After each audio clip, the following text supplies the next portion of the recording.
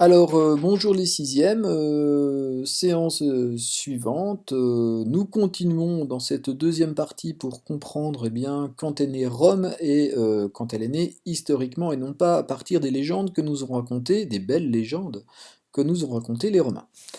Euh, Voici ce que nous avons déjà appris ensemble. Au 8e siècle avant Jésus-Christ, des bergers se sont installés, des bergers latins, sur le site qui deviendra Rome plus tard. Mais par contre, pas de grandes villes, uniquement des villages dispersés sur des collines.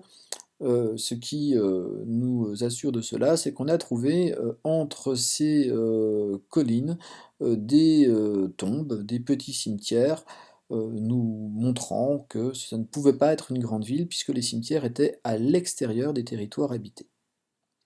Alors, continuons maintenant et posons-nous la question importante de cette leçon, quand est-ce que est née Rome? Alors, pour répondre à cette question, on va prendre la question du livre. Alors, je vous demande à nouveau de vraiment, vraiment bien lire le document. Prenez le temps de le faire, puis vous répondrez à cette question. Qui dirige Rome au 6e siècle avant Jésus-Christ? Puis, après avoir fait une réponse rédigée à cette question, vous ferez une deuxième réponse en disant ces gens qui dirigent Rome au 6e siècle avant Jésus-Christ, que construisent-ils pendant qu'ils sont à la tête de Rome?